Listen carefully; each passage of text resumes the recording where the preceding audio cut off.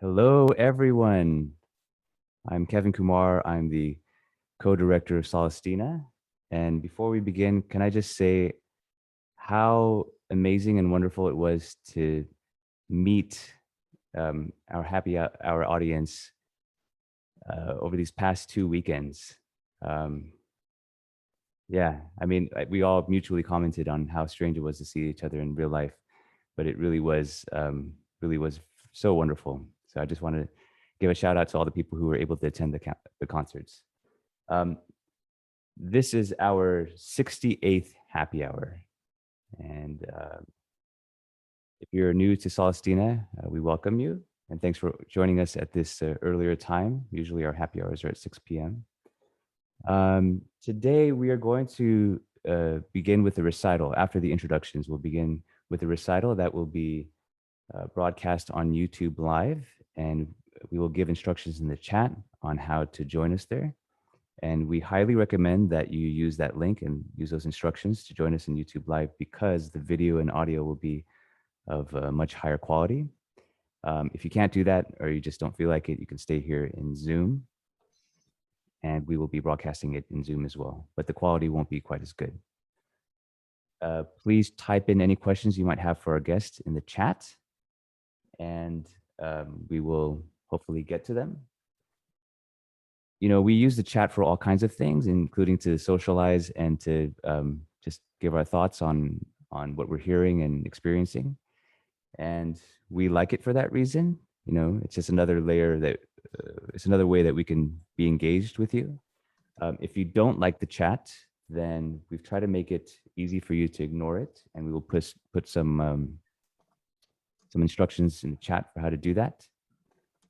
And basically, the ground rules of the chat are, you know, don't use the chat to complain about the chat, and you know, please be nice. That's it from me. I'll turn it over to Maya. Hi, everyone. Good morning, afternoon, evening, wherever you are. I'm Maya, the co-director of Celestina. Welcome. Seconding Kevin on how nice it's been over the past 2 weekends to meet so many of you in real life for the first time.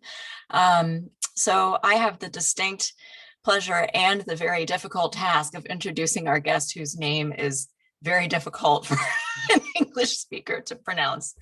Sławomir Zubrzycki. I hope I did that some kind of justice, not for lack of having practice. So this fellow is such a charming and interesting person who took 4 years to build a musical brainchild of Leonardo da Vinci, sketches that abounded in his notebooks, but had never been built in his lifetime. And Sławomir built it himself, and since then has taken it around the world for performances and demonstrations and to tell its story. So we're going to be treated to all of those things, starting with the live performance. And as Kevin said, you can join in YouTube Live for the best quality audio, which we highly recommend. The instrument is so cool. The timbre is really interesting. So if you want to really enjoy the full Monty of that, then head on over to YouTube. Otherwise, you can just stay here if you don't want to deal with it. That's what I usually do, wanting to chat with everyone. So either way, and yeah, we hope you enjoy. So without further ado, let's take a listen to this amazing instrument. Good afternoon. I'm joining you from Krakow. My name is Sławomir Zubrzycki, and I would like to introduce a very special instrument. This is Viola Organista. I made it according to designs of Leonardo Da Vinci 7 years ago. Since that time, I've been touring in Europe, playing at many festivals. Well, today I would like to play for you something like a short recital. Maybe we can title is as a Da Vinci sound. What to play? I think that there's a very nice piece composed by Marion Marais, which is titled La Voix Humaine, Human Voice. And maybe it's something like a little journey to past over 500 years ago, when Leonardo da Vinci designed his musical instrument, and we can listen to Da Vinci's sound, let's say. First, it's La Voix Humaine, and second piece, I would like to play that piece which was written in his time, in Leonardo's time, by Jacob Obrecht. This is a polyphonic piece. Obrecht was also in Milan, where Leonardo lived for many years.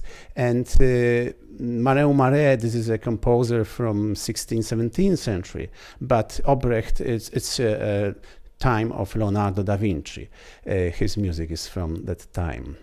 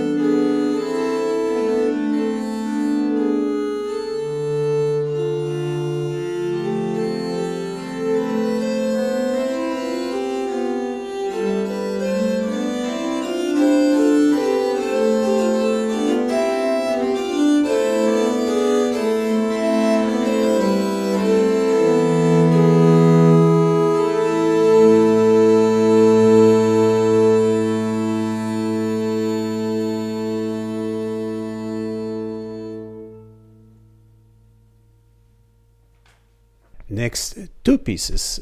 I would like to play two dances.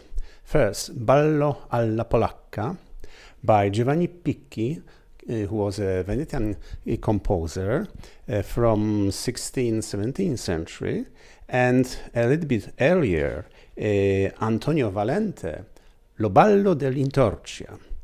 Two dances. First, of course, as I'm joining you from Krakow, it's good to play a piece which is called Ballo alla Polacca in Polish style. Venetian composer Giovanni Picchi and Antonio Valente.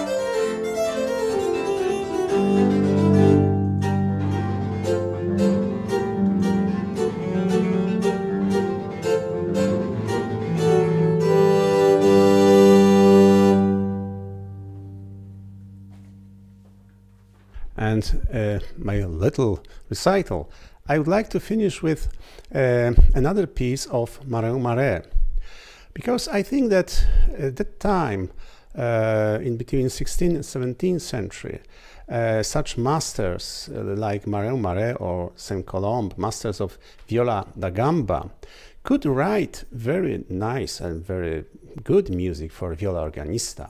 Unfortunately, since Leonardo da Vinci didn't make himself such instrument, just only made some sketches, drawings. Well, the development of that instrument could not be very good. But if he was, I think the time of music of Marin Marais, this early French Baroque music, could be the best time for such instrument. Spanish Folies.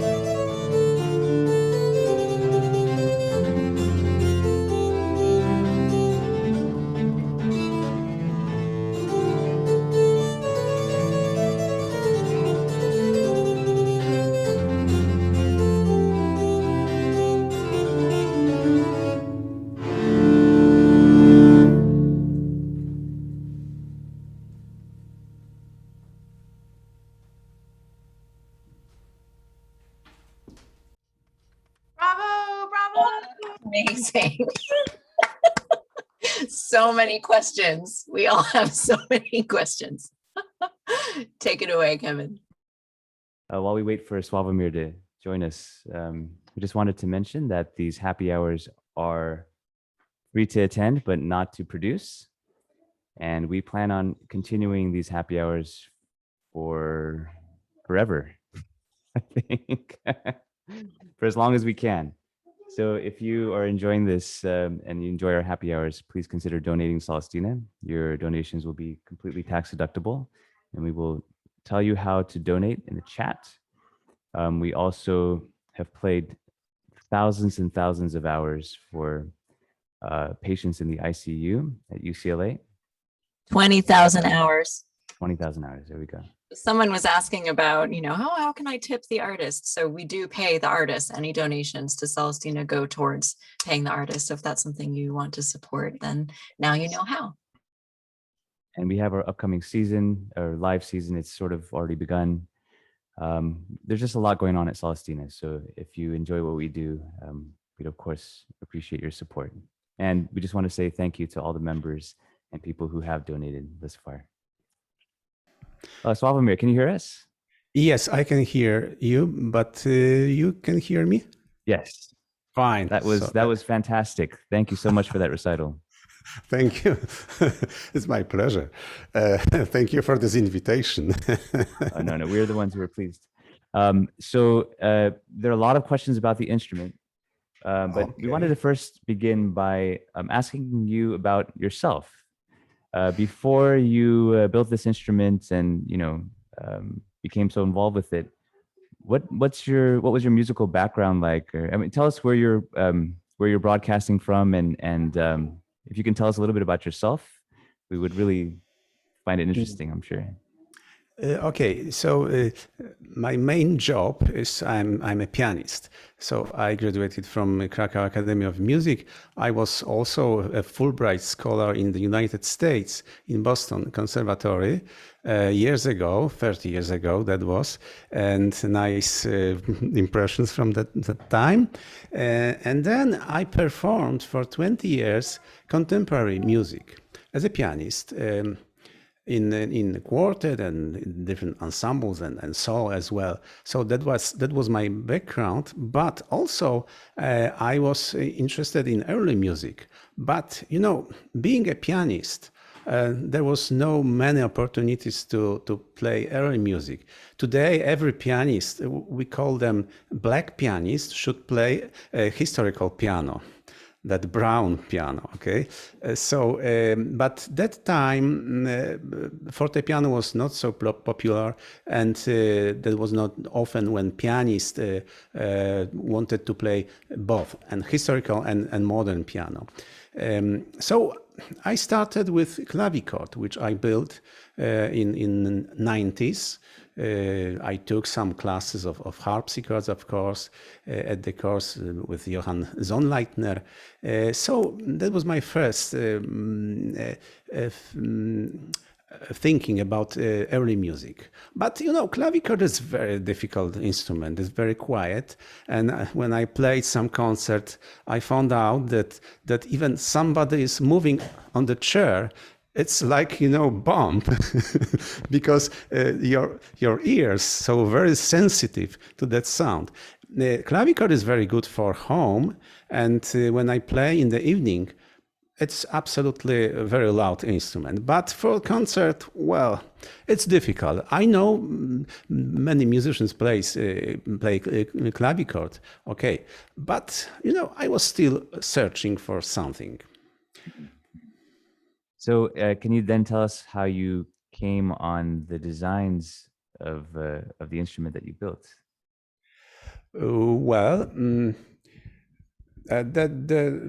My way was not very straight, because first I got information from my friend. We were sitting in the market square. We have beautiful market square here in Krakow, and talking about this or that. And he said, "Have you heard about bowed piano, bowed string piano?" Okay, no, I said, but there was in 19th century in Poland built such instrument. I said, I never heard about this. And then I started to make some research, and then I found that the first man who designed such instrument was Leonardo da Vinci. At that moment, I said, okay, if Leonardo da Vinci designed an instrument which is combining two families of strings and keyboards instruments, somebody must play that instrument. I was searching for who plays that Viola Organista, and I really realized that nobody, or almost nobody. Then I found very limited information, some scientists' papers about that story, and I found out that just only few people in the whole world know something about that. Some professionals, but mostly even musicians had no ideas about Viola Organista or such instruments. So I started to research, and that time, that was 11 years ago, when I made a decision that I want to build one, I knew about just only one historic instrument, which is preserved in Brussels Museum of Instruments from 1625 by Raimundo Truciado. So I knew just only that. And then I took under considerations sketches of Leonardo. But well, if we think about sketches, I can show you what does it mean. This is nothing like blueprints. Here on the wall, I have one page from Codex Atlanticus. So this is a page, okay, number 586. I brought it from Milan. Naturally, it's a copy because the original one I left in Milan. It's obvious, it's legal. But you can see that there's a little picture here. It's like, you know, size of my face. Okay, so like a notebook. It's very little. That was glued to very big pages by probably Pompeo Leoni. And what happened and why it is Codex Atlanticus, because that shape and size of books was used usually for Atlantic maps. So you can see that this is a very little picture, and here you can see 4 different stages of the same design. So like 4 different instruments. It looks like a scientist who is searching for possibility to approach to a certain idea, and then he's just making notes. This is not like a blueprint, it's just personal notes. So how many pages of designs of this instrument exist? Well, Leonardo da Vinci designed 8 different forms of the same instrument. And naturally, we don't know if there were more pictures because many of his manuscripts was stolen, gifted to somebody. Maybe there are some owners and we don't know about them. But those who exist until now are preserved in Milan, Biblioteca Ambrosiana, Paris, National Museum, and Madrid. So you can see that those pictures were just traveling with different persons. And so we have 8 different instruments, a form of instruments. And I think that he was approaching first to that form when you can use when you are marching.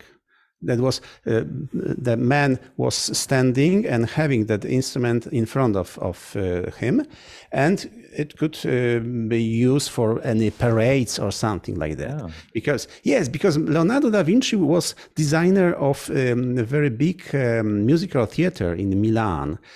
He made the music, he made a scenography, he made the lights, and he played viola lira da braccio. So he was a very clever man, and probably he wanted to get another instrument for using it in the theater. But eventually, I think that he came to that position that playing a string instrument, well, as you know, he didn't make this instrument, so that was theoretically possible. And I think that if he did it, probably he could change many things in that construction, which is obvious. And everybody who starts building something new, it's the same story. If you know first Steinway piano, grand piano, it is probably somewhere in New York. It's a totally different piano to our today's Steinway. So this is a way how to develop something. So when you mentioned that there were, first of all, I didn't realize that there were no blueprints, just sketches, and that there were 8 different versions. How did you decide which version you chose to start with? Were there any versions that you started and then had to do away with, or how much invention of your own did you have to do to just make this a reality? That's a good question, because, you know,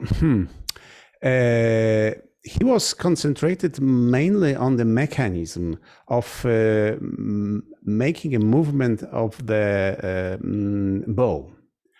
And he spent a lot of time for this, but not enough time for acoustic problems. So, you know, what happened later, this is very important, that in 1575 was first instrument of such type built in Nuremberg in Germany. And that this is very, very important to understand what happened, because some researchers thinks that there is nothing common with that instrument of Hans Haydn made in Nuremberg with Leonardo's sketches. But, well, I think that there are a lot of similarities to think that it's still the same instrument. And that first man made a real shape and probably made a good decision what to take from Leonardo's and how to combine it with a real instrument like harpsichord. Because indeed, the body of that instrument should be harpsichord-like, because it's that kind of construction. It is not harpsichord, because inside you have to use really different things, different mechanism, and it works on different way. But from the constructor's point of view, it's the same kind of wood, of technology, like making a harpsichord, and that shape is very similar. There were a lot of questions from the audience about if we could possibly take a peek inside. So since you just mentioned kind of the inner workings, is it possible to move any camera closer to the instrument to take a little look? Yes, I think. Okay, so maybe I will take out the stand. My wife takes care about camera, so thank you. Wow. Mm-hmm. It's okay. Wow. So is it possible to see the tiny bows? I think that's what everyone's most curious about. Oh, okay. Okay, so you can see a bow. I'm looking at a monitor, and now I'm moving. Okay. Okay, so then I can show you how the mechanism works.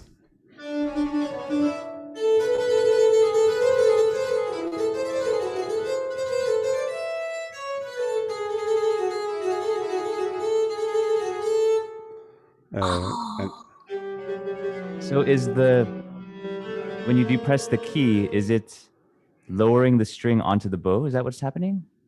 yes, this is the main part of invention of Leonardo da Vinci. So, jeszcze potrzymajmy tak. Sorry for Polish, but it's better for us to communicate in Polish. Of course. Okay, so this is a main crucial point of that instrument, how to make a movement. Because, Leonardo da Vinci started his thinking with organistrum. Organistrum is a hurdy-gurdy. It's early hurdy-gurdy. And as you know, in hurdy-gurdy, you have also bow in the shape of wheel, but you have no more than 2-3 strings which are still on this bow.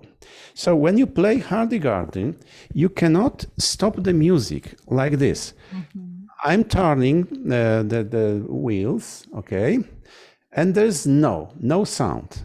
When I'm pressing key, it's one sound. When I'm pressing 2 keys and 3 sound, and now I can release 2 of them. Right. Or even I can leave 1. This is a problem which is not possible on hurdy-gurdy. So Leonardo da Vinci had invented a mechanism which allows to move the strings up and down. So up, it's no sound, and down, when strings is getting in contact with the bow. And this is very important. But now, if you know the situation, if you have string and you press the string down, so tension is bigger. When you release the string, tension is lower. How does it affect the sound? Sound is higher and lower. Yeah, it changes the pitch. Yeah. Yes, so if you play any string instrument or guitar, of course, you change position on the same string of the finger. So the tension, it doesn't matter what happened because you go from one note to another one. But if you have just only, we call it free strings. So for each tone you have another string, so that those strings after I can show you after release are sounding. For instance, in basses,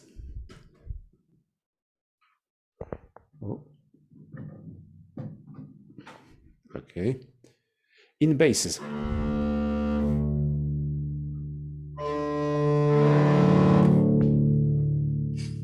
And this is a problem if the instrument which is sounding strings after much more quiet, of course, is out of tune.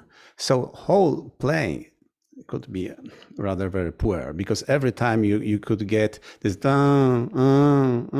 so everything could go very easily out of tune. So that's a problem. So how do you address that? Yeah, sorry, you first, Kevin. There's a lot of questions. Do you think? No, just so many questions about just like the materials and maintenance. But before we get to those questions, can we ask you, I mean, looking at that, it looks like the construction is very intricate. So can you just tell us about the process of building it? How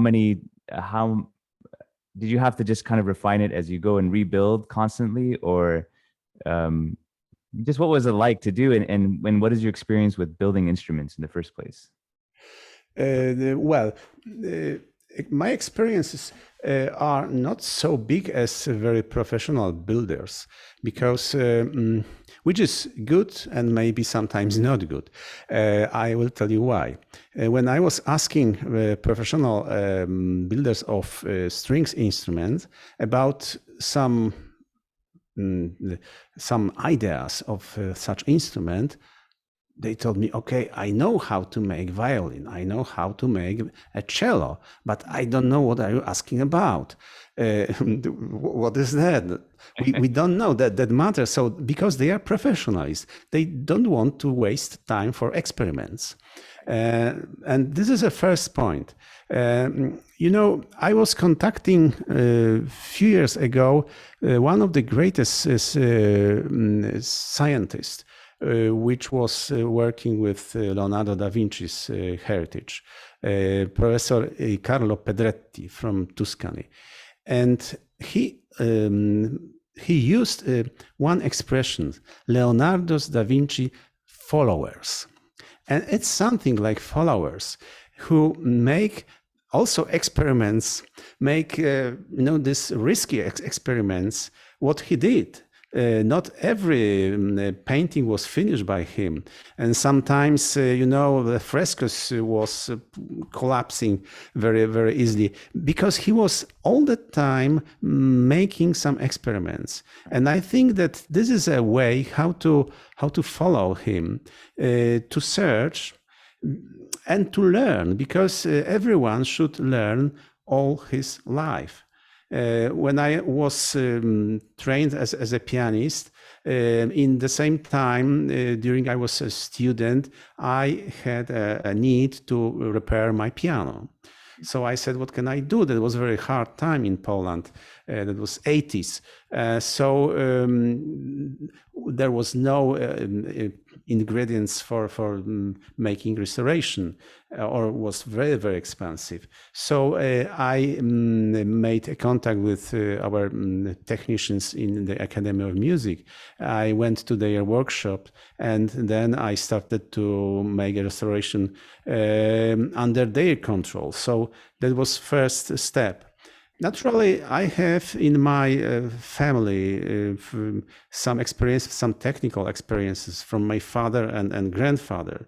So I think this is very important to have, those skills which are, I don't know where, but somewhere inside of you. And then I made an experiment with building a clavichord by Johann Silbermann. That was made from blueprints. I bought them in National Museum in Nuremberg. And then I started maybe a little bit other Italian harpsichord. But Viola Organista was next. Wow. Kevin, at this point, shall we open it up to the audience questions?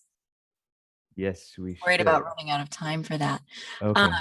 Okay, so it looks like we got through that one. Dana Shaw, if you're here, she had a question about the bows. Let's see. Hi. Go ahead. Hi. Well, I am fascinated by this. In fact, I watched some of your YouTubes prior to today so that I could get some experience with the instrument. But I'm intrigued by how similar the sound is that you created to the sound of the Viola da Gamba, for which I believe that Folli d'Espagna was probably originally composed. What is the bow material, and how does it compare with a Viola da Gamba bow material? Well, the sound is quite similar to the consort of Viola da Gamba, consort of viols. Yeah. This is a matter of some experiments and adjusting. I'm still observing that problem, but I played other programs written primarily for violas da gamba. With Singer, which was quite successful, and then I recorded one CD before pandemia, in last moment before pandemia, in Warsaw, where there was a situation that 3 strings instrument started to play phrases, lira da braccio and viola da braccio, and then I took that part. So the sound. The musicians said that nothing happened. the sound is still the same kind. Maybe a bit more bright, but I think it's not a big difference. So it's like a difference in between one and another one piano. Of course, we know it's a sound of the piano. There are different pianos. So sometimes more bright, sometimes more dark. So I think that in general, that was an idea of Leonardo da Vinci to make lira da braccio with keyboard. Why? Because he was observing situation in musical world of that time where polyphony was a very important structure for the music. But polyphonic music mostly was written for singers. If you have 4, 5 singers, 6 singers, they may sing 6, 4, 5 voices. And that time, instrumentalists wanted to play the same music. So that was quite easy to play 4, 5, 6 voices at the keyboard, but not at the single bow strings instrument. So that was an idea. Of course, you may take 6 musicians playing lira da braccio, each of them, but the idea was to make one single instrument. Is the bow made with hair, like on a viola gamba, or what is the fiber? Okay, I was following Leonardo's sketches, and as I understand, he tried to think about the bow as a piece of horse hairs, as normal bow, or sometimes in maybe later constructions they use also leather, very good quality leather. Leather is not so good as horse hairs. So I made that construction using horse hairs on the wheel. Thank you so much. Very beautiful. Sławomir, what kind of strings do you use? Well, this is another question. There are 2 possibilities. First is to use good strings, and second, metal strings. And when I compare other builders, later builders, they did exactly the same. Sometimes good strings, sometimes metal strings. Metal strings are more flexible. I mean that mensura of the instrument is not so easy like in any harpsichord. So sometimes you have to jump from one bridge to another one. So metal strings are more flexible. Good strings also, but sometimes there may be some problems with humidity. If you get 4 strings, it's very easy to tune them, but if you have 40, 50 or 60 strings, it's not so convenient. Have you thought about wound gut strings? Like in bases, metal around a gut core. Yes, it is also possible. Well, I choose metal for the first moment. This is a big problem because to produce proper strings, this is a matter. For me, it's still not solved problem because I have to be very flexible to find proper strings, and I should get a very expensive machine, because no one of producers they don't want to make so little series of instrument for strings for instrument like Viola Organista, because this is not a business. I ask some producers, but it's very hard. So where do you get the strings then? Do you make them yourself? Excuse me? Oh, where do you get the strings from, or do you make them yourself? It's a hard question. I am trying to get them from any source. Where's possible. And you have to individually tune each string? Yes. So how long does that take? No, no. I have just a single string for each tone. In the Yeah. piano, you have three strings for every tone and two and one in basses. So in piano, you have more than 200 strings. I have just, in this instrument, I have just only 61. It's not a big problem. And do you rosin the bow hair frequently? Yes. Yes, I have very good rosin Italian one. It's pretty much expansive, so I think it's very good. I see. Meredith and Hyejin, you guys had some similar questions. You want to come on and ask? Sure. Hi, this is Hi. such a pleasure. Thank you so much for doing this for us. Thank you. Everyone is enjoying it so much, and I'm just obsessed with this instrument. I could listen to you play all day if you were willing. Totally. I feel so ashamed that being a pianist that I haven't had so much clue about this Viola Organista. And thank you for sharing all the stories. And it was so fascinating to hear the sound and and to know about these mechanisms and all the stuff. I mean, still there are so much, cloudy part in my mind, though. Yes. Yeah. More to learn. I was curious, and now that I've heard you talk a little more, I think I'm getting an idea of what the answer might be, but how many of these instruments exist in the world right now? And how many of them are playable? I guess is my question. Okay, so when I started, I knew about one instrument which is preserved in Brussels.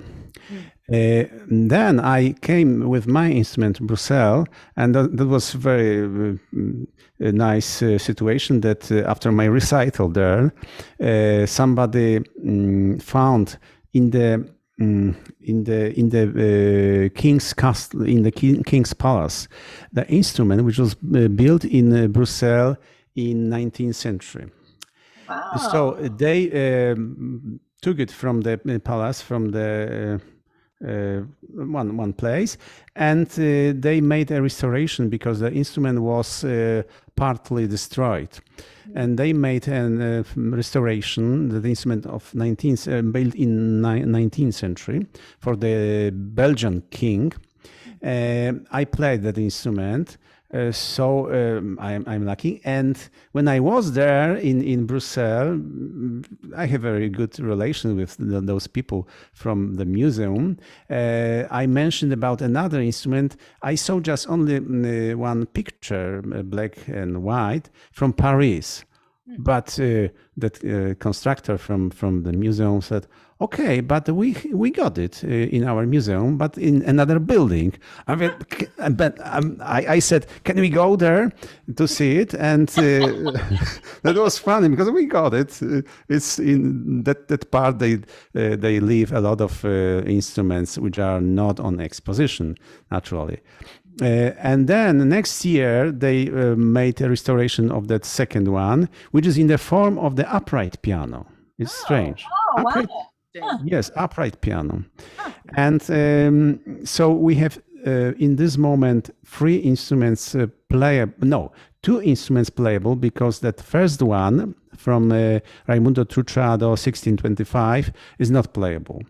So when I started, I didn't hear any voice of Viola Organista or any instrument of such type. Today, we got two of them. There is one constructor in Japan, Akio Obuchi. I know his instruments. There is there are some instruments built in 20th century. I think one is in Germany,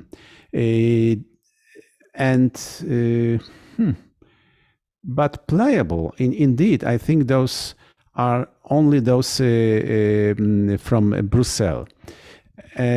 So I think that in this moment, I know one guy from Italy. He made another version, a little bit like mine version.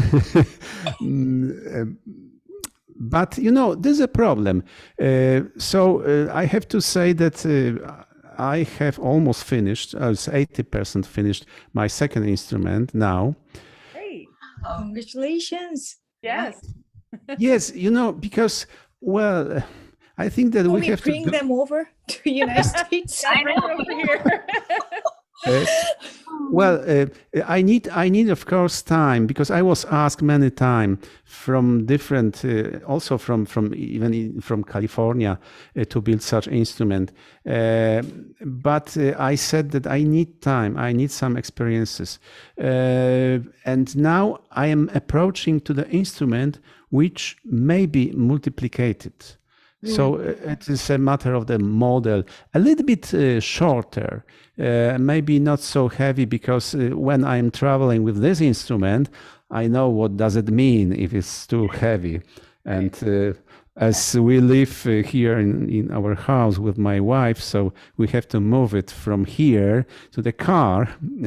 We are in this is a house, so we have a garden and access, but there are some stairs, of course, and I have special lift to make it. But anyway, I think about multiplication, which is difficult, and well, maybe I should get some support, because everything was I made for my own money. I didn't get any funds from any state or European Union. They don't care about such things, but I think that, well, being a pianist, I have to say that when I heard first time about that instrument, I said, it's something for me, because how can I play the music for Viola da Gambas? I love the music of Mareu Mare. Well, you can play on the piano, but it's still not the same music. There are some, notes, but this is not the same music. So when I discovered that there was an instrument with keyboard, as I cannot play any stringed instrument, I cannot imagine having this movement of the bow. It's too difficult. But playing on the keyboard, naturally, I have to think on this way, how things in the musician who plays strings instruments. right.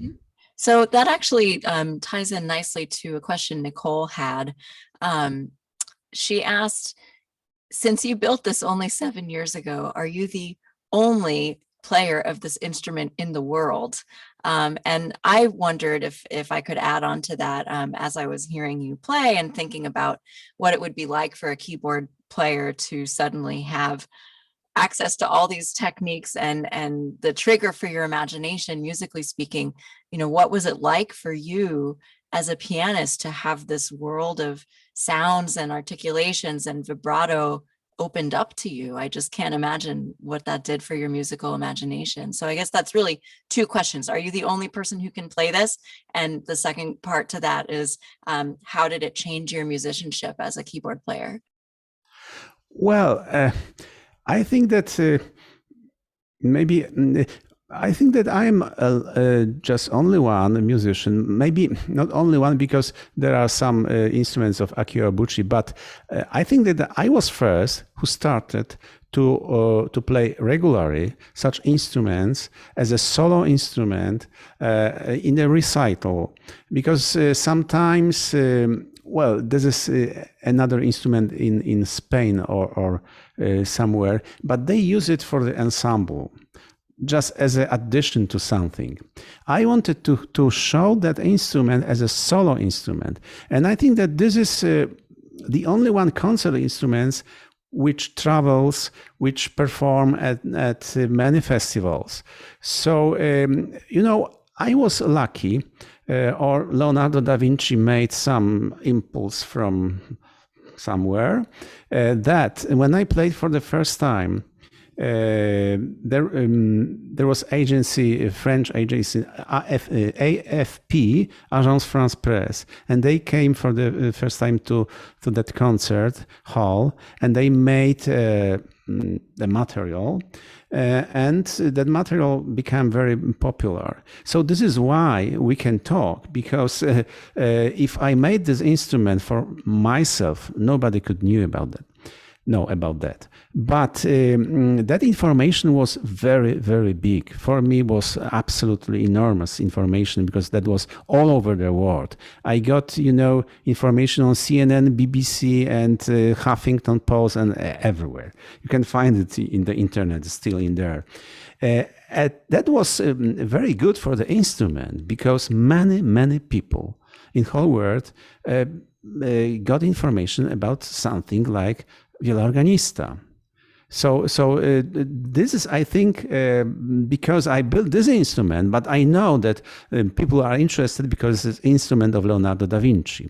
So there are two different things which have to be together. But since that time, 7 years ago, I think that still I am just only one performer, a regular performer of solo recitals. And second question was about technique.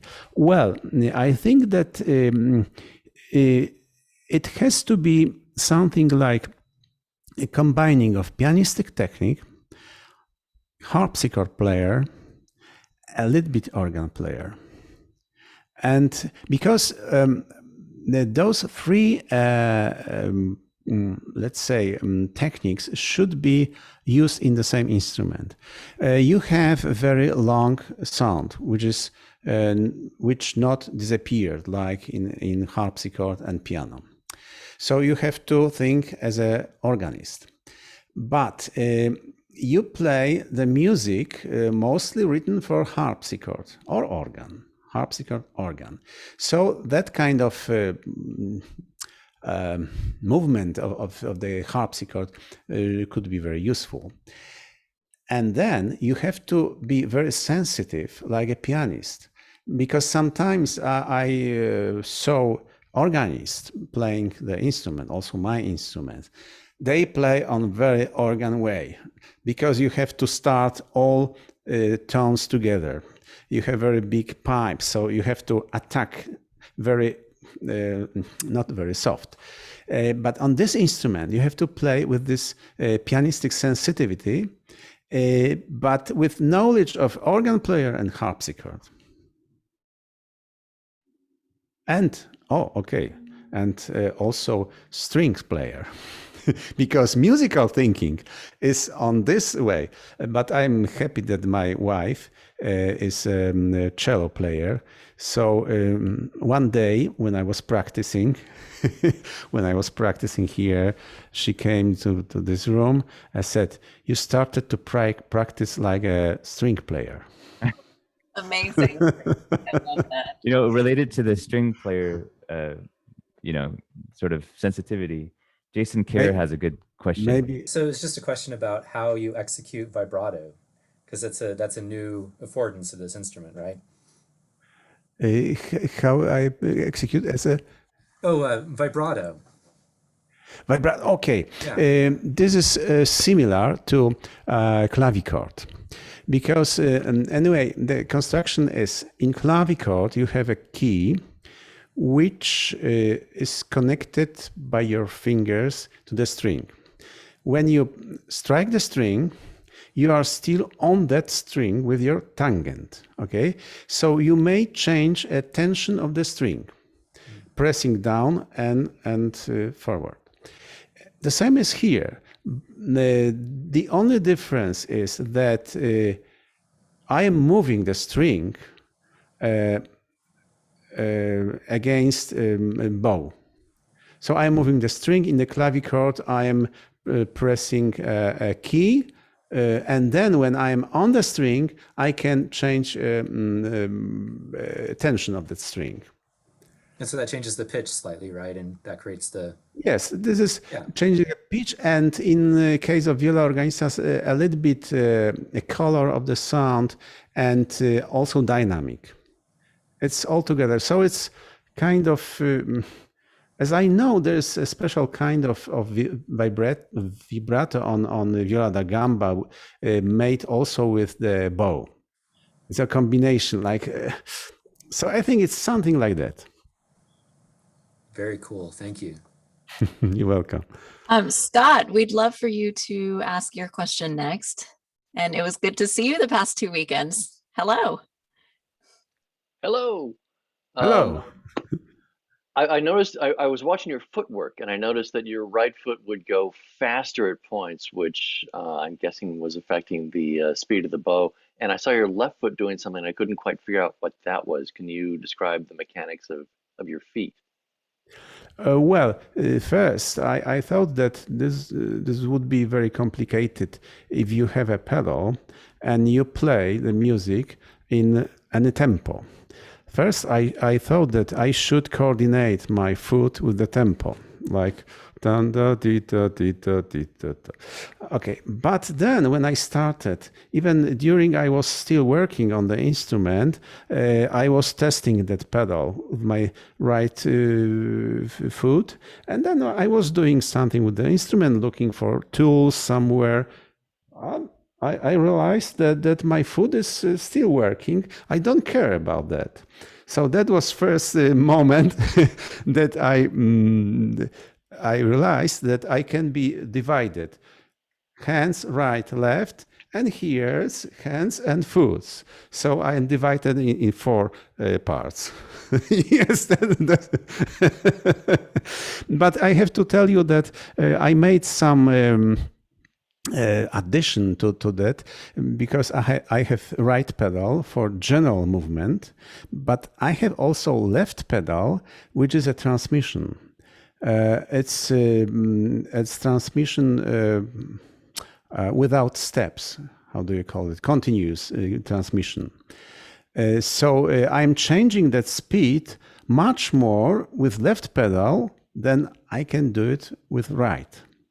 I can change with right, but when I want to change it much faster, so it's kind of turbo in left hand that I'm I can change it. So when the speed changes, what does it affect? What does it do? What's the result? Result is very important, because I change dynamic of the sound. Okay, so faster is louder, yes, slower is quieter. So I have 2 possibilities. First, not so big, I can change dynamic with my fingers. When I play polyphonic music, I can play F sharp more than D, or D more than F sharp. Okay, but if I want to change general phrase, musical phrase, to start, I can do it with bow. It's very similar to any string instrument. You play slowly, and then when you move very quickly the bow. I'm so fascinated by this because, for us, the sound comes from, there's basically 3 mechanisms for those of you who aren't string players. There's how fast your bow is moving. So that's a horizontal, the speed. And then there's how much it's pressing. So that's the pressure. Do your feet control pressure as well? Pressure, okay. Yes, as well. I can control pressure with my finger. Because I'm pressing, I am making a pressure in between string and bow with my finger. Interesting. And I can change the speed of the movement of bow with my foot. So that's amazing. It's complicated, but wow. It's not so difficult after some experiences. It's okay. Yeah. Sławomir, we have a couple more. We're almost out of time, but we have a couple more questions. Do you mind just staying for a little bit longer and answering them, or do you have to leave now? Sure. Okay.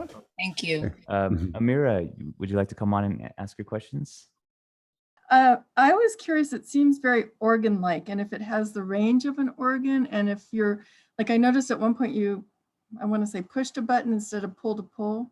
But if you're adjusting it sort of like an organ as well.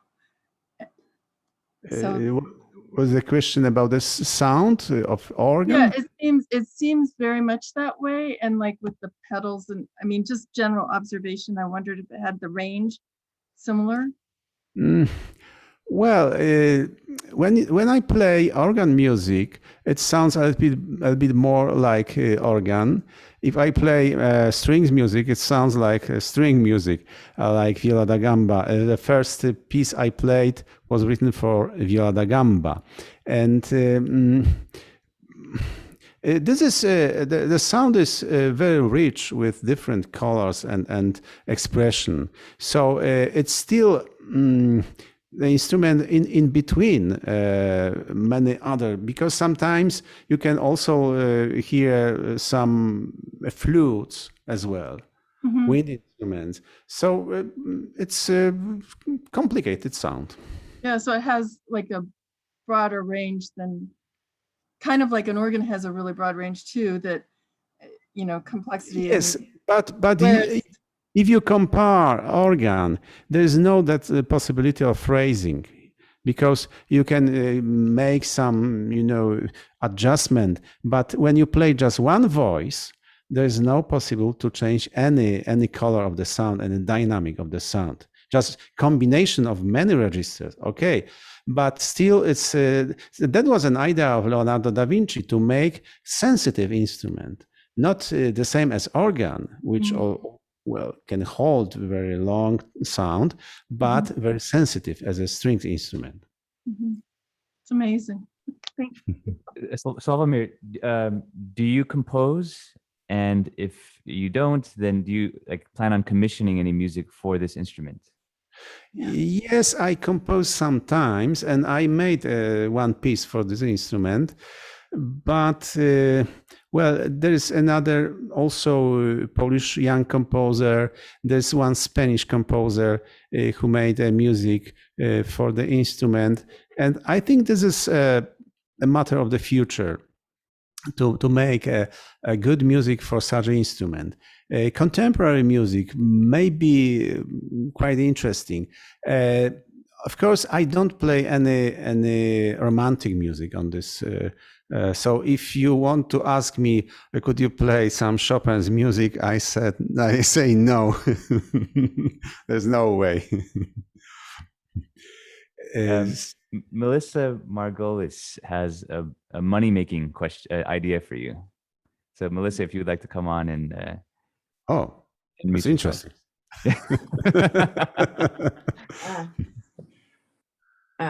Hello. I don't know if you can see me. I'm actually Melissa's boyfriend, Aaron. How's it going? I was wondering if there are any plans to make a sample library out of your instruments. No. I don't. No. You know, I was asked 7 years ago. There was 3 companies from London, one from California, from Hollywood, not California. One of them told me that they work for John Williams. They want to make samples of Viola Organista. I said no, because I was using sample, and for many times, because I was also composing music for television and theater, and I know that this is a very nice word, but with such instrument, it doesn't work. It doesn't work really. No, it's better to get Viola Organista and record something. So if you want to record something on Viola Organista, call me and we can do it.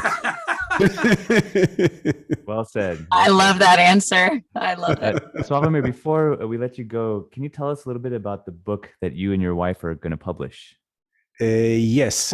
So my wife is here. I would like to introduce you. We would love to meet her. Yes. Yeah. And thank you so much.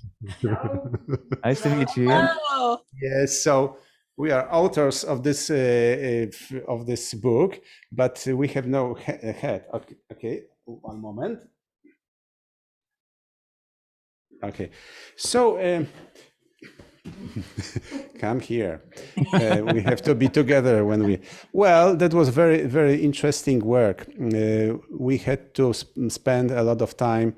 My wife, of course, spent more than I could to read many books and treatises and research and papers, scientist papers. You know, we wanted to make something around that instrument. I'm talking about Leonardo's drawings there, but we wanted also to describe the time, what happened, you know, because we used to think about Leonardo as a man of Renaissance man. It's very popular, but indeed he was medieval man who was one of the creators of Renaissance era. This is important to understand. So we found that nice background around him, around Italy, and then we found a very interesting story because, well, it's very interesting when you say about Leonardo da Vinci. He's like a pop star. But nobody mentioned about those people who tried to be followers of Leonardo da Vinci. In later time, during 500 years, there was almost 200 people, you know, who wanted to build such instrument. As we compare 200 people, or maybe not 200, but 180 instruments, which was built in Europe and also in States. So when you compare it to number of violins and pianos, it's nothing, but it's still too much to be forgotten. Yeah. So it's too many people to be forgotten. So we wanted to find many of them, to find something about them, about their instruments. We found also 3 of them in Poland in 19th century. Very interesting person. And so this book is about Leonardo, about the instrument, about his followers, and about what else? Philosophy of that time. Wow. Will it be published in English? Yeah, we are going, but first we are published in Polish. This is our idea that as well Polish would like to get it in Polish language, but we think strongly about that. We have translator who maybe started already the work, but we are searching for publisher. We have no idea where to do it because it's a matter of publisher. Where in Europe or United States, but anyway, English version it must be. What's the title of the book going to be? Title is Leonardo da Vinci, history of one instrument or certain instrument. I don't know, certain instrument. Does it sound the history of certain instrument or because we are talking about certain instrument of Leonardo da Vinci, or maybe about this instrument as well, because well, if there's one part about my instrument and my experiences, of course.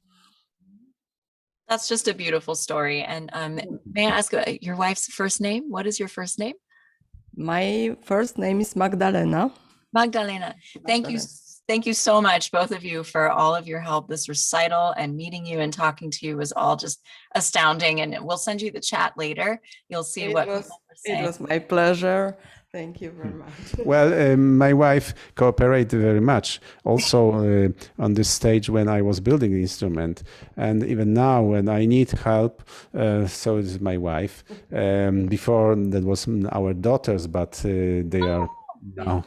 Yes, they are now adults, so we are just alone here.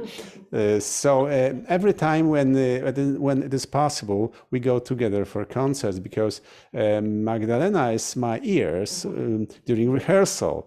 She knows all secrets of bow instrument, strings instrument. So she helps me for a recension of the hall. Is it good or how does it sound? So Acoustic, yes.